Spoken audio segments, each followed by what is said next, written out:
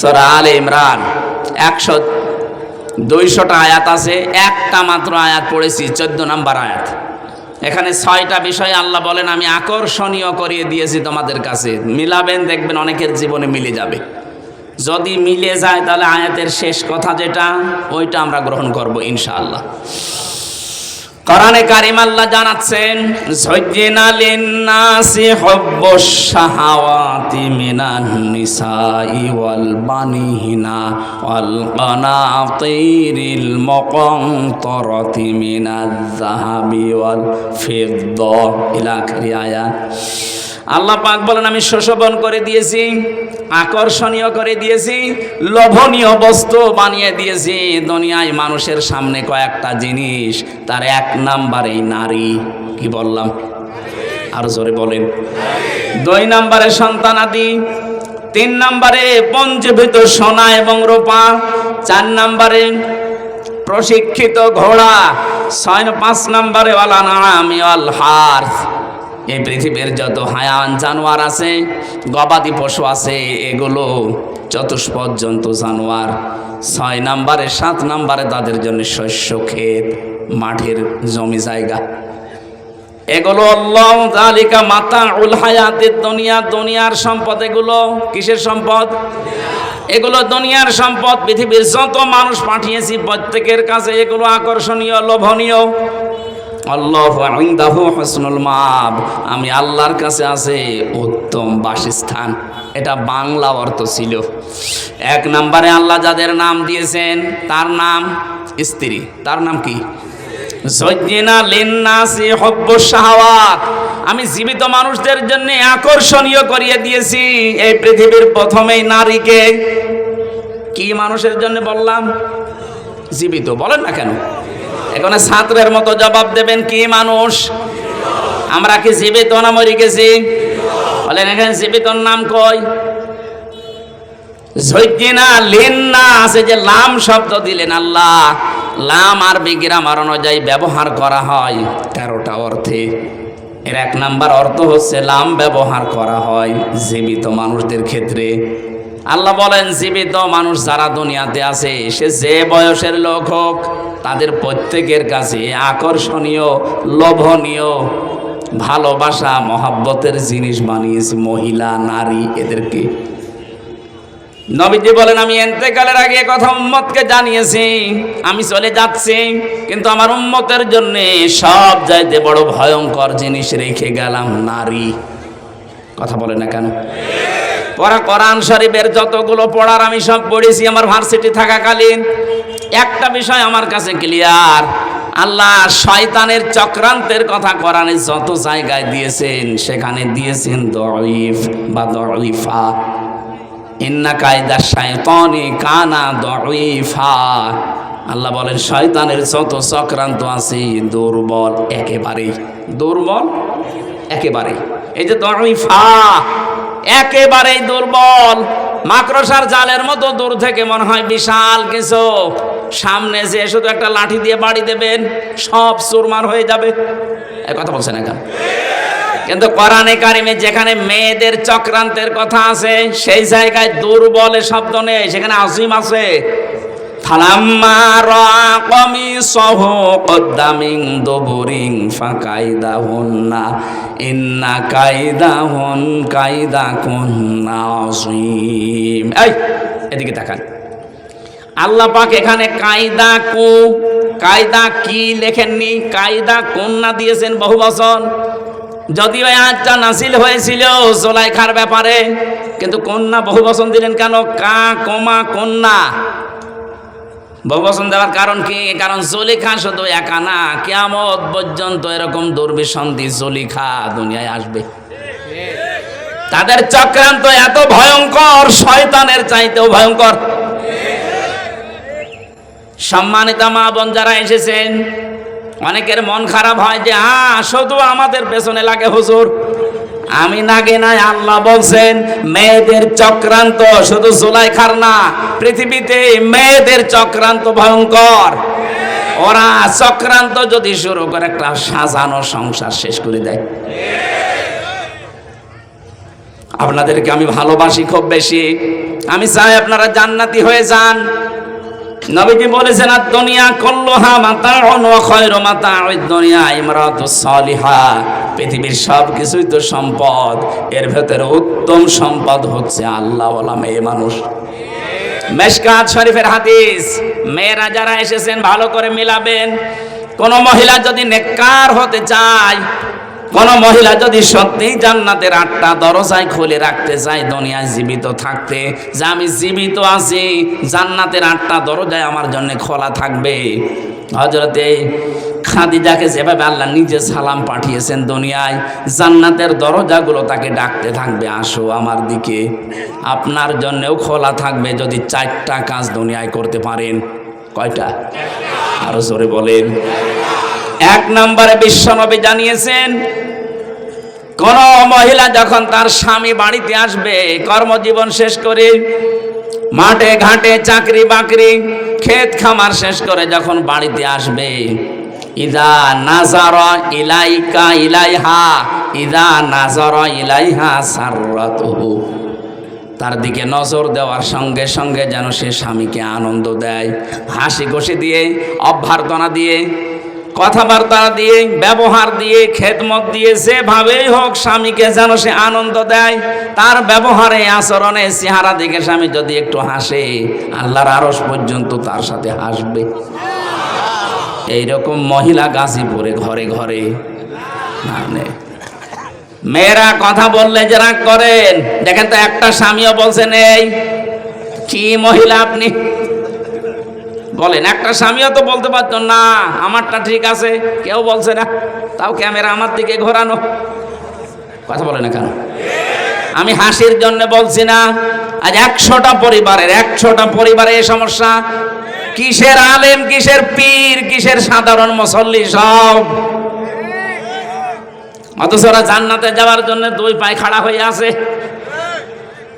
আপনি শুধু নামাজ পড়ে রোজা রেখে কালো বোরকা পরে জান্নাতে জীবনও যেতে পারবেন না, কারণ যে কয়টা ফরজ কাজ তার ভেতরে এটা একটা। স্বামীকে আপনাকে আনন্দ দেওয়া লাগবে। এ কথা বলছেন না কেন? একেবারে ইমানদারি কথা বলবেন, সত্য কথা, মিথ্যার আশ্রয় নেবেন না, তাহলে কবিরা গুনাহ হবে। বুকে হাত দিয়ে আল্লাহর দিকে তাকিয়ে বলেন তো আমি আমার স্ত্রীর প্রতি 100% সন্তুষ্ট। হাত তোলেন তো একজন শুধু। আপনার ওটাকে বউ না ফেরেশতা? আর বউ আছে তো নাকি? ও পাগল। একটা মানুষ হাত তুলতে সাহস, তার মন থেকে বললো না কবিরা গুনাহ হবে যদি মিথ্যা কথা বলেন। ইয়ার কি মারার জন্য বলি নাই, আমি পর্যন্ত হাত তুলতে পারছি না, আর ও হাত তুলে বসে আছে।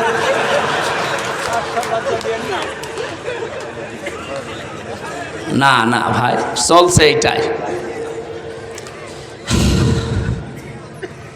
অথচ বিশ্বনবী নিজে খাদিজাতুল কুবরার জন্য মাঝে মাঝে দোয়া করতেন, কবরের পাশে গিয়ে, আল্লাহ কিয়ামতে কেউ কারো না, যখন তার স্বামী স্ত্রীকে ভুলে যাবে, সন্তান মাকে হারিয়ে ফেলবে, ওই কঠিন ময়দানেও যেন অন্তত আমার খাদিজাকে আমি ভুলে না যাই।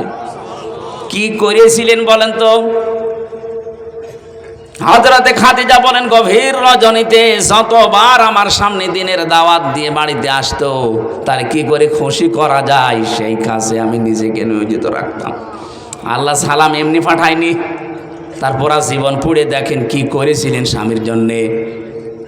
জীবনে যা ছিল স্বামীর কথার বাইরে একটা কিছু করেননি, সব বলেছেন যখন আপনি চান সব আপনার জন্য দিয়ে দিলাম। আর আপনি ক্যান্সার হয়ে মরে যাবেন, ওর 14 ভরি সোনা আছে, 1 ভরি বেচতে গেলে ওর কলজায় লাগে, ওই সোনা আপনি নিজেই কিনে দিয়েছেন। একবার বসে না কেন?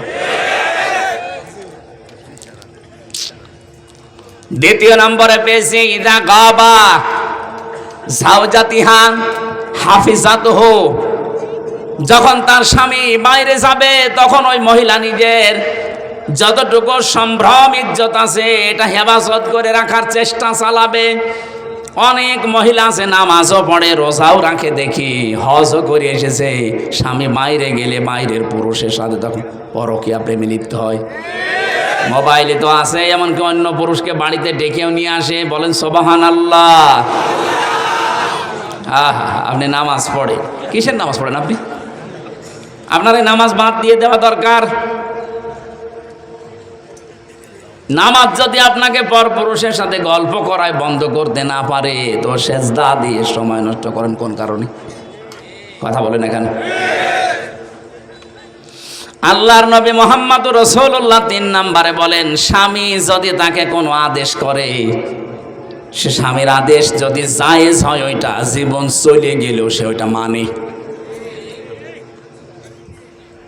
ঠিক আছে, আমি নিজে স্বামী, আমি আমার ইমান থেকে বলছি, কোরআন সামনে নিয়ে। একটা মানুষ অসুস্থ হওয়ার জন্যে, একটা মানুষকে অশান্তিতে থাকার জন্যে, আমার মনে হয় এই বাংলাদেশে 100 ভাগের 98 ভাগ দায়ী তার বউ। একটু যদি ছাড় দিয়ে চলতে পারতো যে আমার জন্য লোকটা করে নাকি, ওই জায়গায় যদি আমি থাকতাম তো 2 দিনও টিকে থাকতে পারতাম না। মাথার ঘাম পায়ে ফেলে যে লোকটা এই করে, আর আমি একটু থেকে একটু হলে আন্দাজে তার নামে উল্টাপাল্টা কথা বলি, ধারণা করি। আমি আজ জান্নাত পাওয়ার জন্য আশা করে আছি। কিসের জান্নাত পাবেন আপনি? আমি তো জাহান্নামে হয়ে বসে আছি। বিশ্বনবী জানিয়েছেন 4 নম্বরে যে স্বামী বাইরে থাকবে, কিন্তু ওই মহিলা নিজের স্বামীর সম্পদ এবং সন্তানকে দ্বীনের পথে চালানোর চেষ্টা চালাবে। শুধু চালানোর চেষ্টায় চালাবে না, নিজের স্বামীকে অতুইনু আলা জাওজাতিহা, অতুইনু আলা দীনি জাওজাতিহা, তার স্বামীকে সে দ্বীনের পথে চলার জন্য উৎসাহ দেবে। স্বামী যদি দিনের কোনো কাজে, ভালো কোনো কাজে আঞ্জাম দেয়, যদি তার কাছে সময় কম দিতে পারে, তখন চিন্তা ভাবনা করবে কি করে স্বামীকে আরো উদ্বুদ্ধ করা যায়। কোন মহিলা যদি সত্যি স্বামীকে উদ্বুদ্ধ করে, দিনের কাজে চলতে ফিরতে সাহায্য করে, ও বিবি হালিমা, বিবি রহিমার সাথে কিয়ামতে জান্নাতে থাকতে পারবে। নারীদেরকে আল্লাহর নবী ভয়ঙ্কর বললেন যে এদের মতো ফিতনা, এদের মতো ভয়ঙ্কর জিনিস আমি আর তোমাদের জন্য রাখলাম না। আজ তামাম দুনিয়ার দিকে তাকিয়ে আমরা যেটা দেখি, সব পাপের মূল হয় মহিলা, নাই জমি জায়গা। বলেন বলেন, এখান থেকে ফিরে থাকা কত বড় কঠিন। যেহেতু কোরআন জানাচ্ছে এদের ষড়যন্ত্র বড় মারাত্মক, ভয়ঙ্কর। ছোটখাটো বিষয় নিয়ে পরিবারে তুমুল আকারে এমন কিছু করে, শেষে সংসারই ভেঙে যায়। অথচ বিষয়টা তেমন বড় না। আপনি মায়েকে হয়তো মায়ের জন্য 1000 টাকা দিয়ে শাড়ি কিনেছেন, স্ত্রীর জন্য 800 টাকা দিয়ে, মাত্র 200 টাকা কম বেশি 3 দিন কথা বলে না।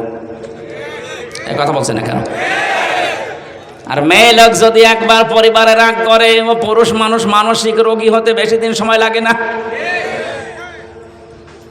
ডাক্তার এখন পরীক্ষা করে জানাচ্ছে, মেয়েদের জন্য স্বামীকে আনন্দ দেওয়ার যতগুলো জিনিস আল্লাহ দিয়েছেন, এই পুরুষ মানুষ মানসিক শান্তি পাওয়ার জন্য যদি মেয়েদের কাছে আসে, তার স্ত্রীর কাছে, ও সারাদিনের পরিশ্রান্ত শরীরের অর্ধেক আমার আল্লাহ দূর করে দেয়। আমার মানে হাদিসটা পুরো উল্টিয়ে ফেলেছি আমরা।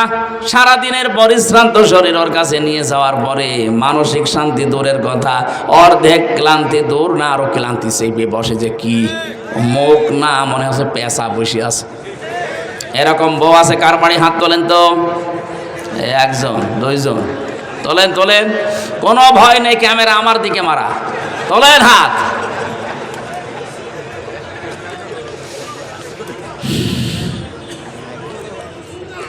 আমার এলাকার একটা ঘটনা বলছিলাম। স্বামীর সাথে মহিলা গন্ডগোল করেছে যে মুরগি নিয়ে কি যেন একটা ঝামেলা হয়েছে। শেষ পর্যন্ত গন্ডগোল করে কথা বলা বাদ দিয়ে দিয়েছে। ঠিক আছে, তোর সাথে আর কথা নেই। স্বামী রাতে শীতের সময় স্ত্রীর কাছে যায় না, বাইরে খড়কুটায় আগুন লাগিয়ে তাপ নেয়। 1 দিন 2 দিন 3 দিন এভাবে চলছে। খাবার মাবার বাইরের হোটেল মোটেলে বিভিন্ন জায়গায় খেয়ে খেয়ে সময় কাটাচ্ছে। আল্লাহর ইশারা একদিন ওর লুঙ্গিতে আগুন লেগে একেবারে জায়গা মতো আগুন লেগে গেছে। স্ত্রী জ্বালানার ফাঁকা দিয়ে চিন্তা করছে যে অবস্থা, এখনো যদি কিছু না বলি ওর তো সব শেষ হয়ে যাবে। কথা তো আমি বলবো না, আমার প্রেস্টিজ নষ্ট হবে। অথচ আজকে হাদিস পড়লাম, মেশকাত শরীফের ভেতরে আছে, স্বামী স্ত্রীর গন্ডগোল হওয়ার পরে যে আগে থেকে কথা আরম্ভ করবে সে বেহায়া, বেলজ্জা, নির্লজ্জ না, সেটা চাই যে আমার সম্পর্কটা ঠিক। এই জন্যেই তোমার সাথে আগে কথা বলা শুরু করে। এ গন্ডগোলের পরে যদি স্বামী স্ত্রী বা মুসলমানদেরকে আগে থেকে নিজে কথা বলা আরম্ভ করে, ও যেন একটা ছাগল সাদগা দেওয়ার সওয়াব পায়। চিন্তা কর, আমি কথা বললে আমার প্রেস্টিজ নষ্ট হবে, আমি ছোট হয়ে যাব, ও যাক সব পুড়ে যাক, কিছু বলবো না। মনে মনে ভাবে যদি সবই পুড়ে যায় তে আমার আবার কি হবে। শেষে জালানা থেকে মুখ ঘুরিয়ে অন্যদিকে তাকিয়ে বলছে, আমি কারোর সাথে কথাও বলি না, কারো লুঙ্গিতে আগুন লাগলে তাও বলি না। আর স্বামী চিন্তা করছে হচ্ছে কি, তাকিয়ে দেখে লুঙ্গিতে আগুন। ডাক দিয়ে বলে, রব্বুল আলামিন, তওবা করছি, জীবনে কোনোদিন আর বউর সাথে কথা বন্ধ করবো না, এখনই পুড়ে মরি যেতাম। এদের চক্রান্ত বড় ভয়ঙ্কর। এদের এই ছোট মনের কারণে আজ হাজার হাজার স্বামী তার নিজের আপন বোনের সাথে, আপন ভাইয়ের সাথে সম্পর্ক রাখতে পারছে না। এটাকে আমি বেশি বলে ফেললাম? কুষ্টিয়ায় আমি 9 সালে যে ওসি সাহেবকে পড়াতাম, নিজের আপন ভাইয়ের সাথে 30 বছর সে কথা বলে না। খুব বড় বিষয় না, এই বর কারণে আজ কত বছর হয়ে গেল নিজের আপন মায়ের পেটের ভাই কথা বলে না। আমাকে মাঝে মাঝে দুঃখ করে কেঁদে ফেলতো। কথা বলতে গেলে আবার এদিকে সংসার টিকবে না। কেন বহু স্বামী আমরা এই ঝামেলায় পড়ে আছি, এই স্ত্রীর ছোট মনের কারণে অনেক স্বামী নিজের আপন বোনের খোঁজ খবর নেয় না। টাকা পয়সা খরচ করবেন, তার হক আদায় করবেন, দেখবেন ওর মন পাবেন না। অথচ বিশ্বনবী নিজে বলেন, আমি যখন নবুয়ত পেয়ে আসলাম, নবুয়ত পেয়ে আসার পরে আমি ভয় পেয়েছিলাম জিবরাইলকে দেখে। ডাক দিয়ে বললাম, খাদিজা আমাকে ঢেকে দাও, জাম্মিলুনি, আমি ভয় পেয়েছি। হযরতে খাদিজা ওই দিন সেই কটা কথা বলেছিলেন তার প্রথম নাম্বারে, কাল্লা, কখনোই না, আল্লাহি মা ইউখজিক আল্লাহু আবাদান। হে আমার স্বামী, হে আবুল কাসেম, ভয় পান কেন? কোনো ভয় নেই আপনার। আল্লাহ কখনো আপনাকে লাঞ্ছিত, অপমানিত, ভয় ভীতি দেখাবেন না। ইন্নাকা লা তাসিলুর রাহিমা, কারণ আপনি রেহেমের সম্পর্কগুলো ঠিক রাখেন। আত্মীয়তার সম্পর্ক, রক্তের সম্পর্ক আপনি ঠিক রাখেন। আপনাকে আল্লাহ জিন, পরি, ভূত, পেতনি এগুলো দিয়ে ভয় দেখাবে না, আপনি কখনো ভয় পাবেন না। স্ত্রী বলছে, অথচ এই স্ত্রীর কারণে আজ হাজারো মানুষ আমরা নিজের আপন আত্মীয়র সাথে সম্পর্ক রাখতে পারছি না। এই কথা বললি না কেন? হ্যাঁ, ওই মহিলা যাকে আপনি বিয়ে করে নিয়ে আসলেন, ওর যদি আপন বোন থাকে, সে বাড়িতে 10 বার আসবে মাসে, কোনো বিরক্ত নেই, কোনো প্রশ্ন নেই। আপনার নিজের আপন বোন, আপন ভাই যদি মাসে 2 বার আসে, বলে আর জায়গা নেই, শুধু এখানে আসে, এই কথা বলছেন না কেন? এরকম ছোট মন কেন আপনার? মনটা একটু উদার করতে পারেন না? কি মনে হয় আপনার এগুলো দুনিয়ার সম্পদ? এই পৃথিবীর মর্যাদা আল্লাহর কাছে একটা মশার ঠ্যাঙের মতো নেই। সম্মানিত মা বোনেরা, আমি জানি আপনি মন খারাপ করছেন, সত্যি আল্লাহর কোরআন সামনে আমি আপনাকে ভালোবাসি, আপনি জাহান্নামী হয়ে যাচ্ছেন এই ছোট কাজের কারণে। আরে ভাই, 100 বছর পরে তো আপনিও থাকবেন না, আমরাও থাকবো না। কি 100 বছর পরে এখানে যারা আছি একটা মানুষও থাকবেন? বলুন। নতুন মানুষ সব এখানে এসে চাষ করবে, আর আমরা সব মাটির বাসিন্দা।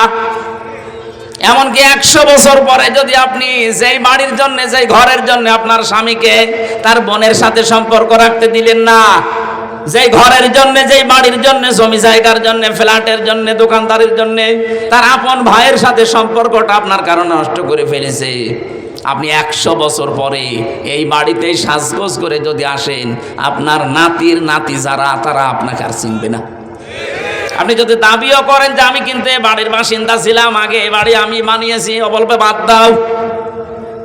এটা বলবে না? এক কথা বলেন না কেন? বলবে না? 100 ভাগ বলবে, পরীক্ষা করে দেখবেন, থাকবেন না তো। এই হচ্ছে দুনিয়া। আল্লাহ বারবার এই দুনিয়া সম্পর্কে আমাদেরকে সতর্ক করছে, যালিকা মাতাউল হায়াতিদ দুনিয়া, এইটাই দুনিয়ার সম্পদ। তুই 100 বছর পরে তোর এই শরীর নিয়ে ফিরে আসবি। আমির হামজা কুষ্টিয়ায় যে বাড়ি বানিয়েছে, এই বাড়িতে আমার মনে হয় 100 বছর পরে আমি গেলে আমার এই মেয়ের মেয়ে যেটা হবে, ওরা আমারে বলবে কে তুমি? কথা বলছে না কেন? থাকতে দেওয়া তো দূরের কথা, যদি বলি যে নিচতলায় যে গ্যারেজ আছে, গ্যারেজে একটু থাকি, বলবে না আপনি অন্য জায়গায় যান। এই হচ্ছে দুনিয়া। আর আপনি এদের জন্য আজ সিন্ডিকেট করে হাজারো মানুষকে কষ্ট দিচ্ছে। এই যে ব্যবসায়ীরা সিন্ডিকেট করে যারা মানুষকে কষ্ট দিচ্ছেন, তারা আল্লাহর ভাষায় জালেম। কার জন্য আপনি টাকা পয়সা গোছালেন সিন্ডিকেট করে?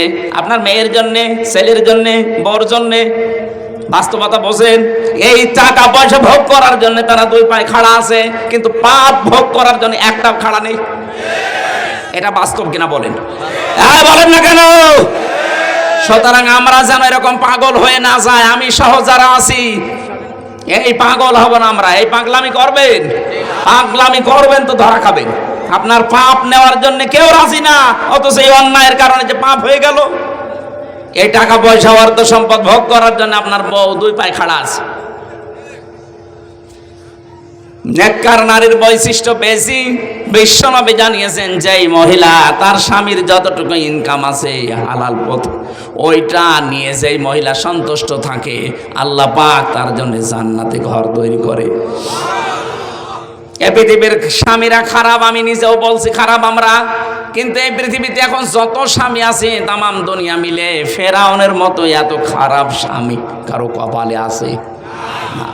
আপনি জানেন সে কি করেছিল? নিজের স্ত্রীকে হাতের ভেতরে পেরেক লাগিয়েছে, পায়ের ভেতরে পেরেক লাগিয়েছে, কপালের ভেতরে পেরেক দিয়েছে, মাথার চুলগুলো গরম পানি দিয়ে তুলে ফেলছে, উলঙ্গ করে তীর মারতেছে। এরকম কঠিন অবস্থা। হযরত জিবরাইলকে আল্লাহ বললেন, জান্নাতটা তুলে নিয়ে আমার বান্দির সামনে ধর। হযরত জিবরাইল এসেছেন, ইয ক্বালাত রাব্বি ইবনি লি ইনদাকা বাইতান ফিল জান্নাতি ওয়া নাজ্জিনি মিন ফিরআউনা ওয়া আমালিহি ওয়া নাজ্জিনি মিনাল কওমিজ জালিমিন। হযরত জিবরাইল এসে বললেন, আল্লাহর বান্দি, তুমি যে পরীক্ষায় অবতীর্ণ হয়েছো, ঈমানের এই পরীক্ষা দেখে আল্লাহ খুশি হয়ে জান্নাত পাঠিয়ে দিয়েছে তোমার জন্য। হযরতে আসিয়া ডাক দিয়ে বলেছিলেন, ফেরেশতা আল্লাহকে বলো এই জান্নাত না, উনি সেখানে আছে, ওনার সামনে আমার জন্য একটা ঘর বানিয়ে দিক, যে ঘরে বসে বসে ওনাকে দেখা যায়। আর আল্লাহকে বলো, রব্বুল আলামিন, আমার স্বামী আমার উপরে যা করছে, আমার হাতে পায়ে পেরেক লাগানো, কপালের ভেতরে শলাকা দিয়েছে, আমার মাথার উপরে গরম তেল ঢেলে দিয়ে চুলগুলো সব তুলে ফেলেছে, আমাকে পাথর মারার জন্য, তীর মারার জন্য উলঙ্গ করে দাঁড় করিয়ে রেখেছে। এই কঠিন অবস্থা দেখে আল্লাহ তুমি আমার স্বামীর উপরে রাগ করো না, আমার স্বামীর এই জুলুম দেখে তুমি রাগ করো না, এবং কে জালেমদেরকে জুলুম করাচ্ছে তাদের উপরও তুমি রাগ করো না। তুমি একটা কাজ যদি করতে চাও তাহলে এই জুলুম থেকে আমাকে বাঁচাও, কিন্তু আমার স্বামীর উপরে তুমি রাগ করো না। স্বামী কি আল্লাহর ওলি ছিল?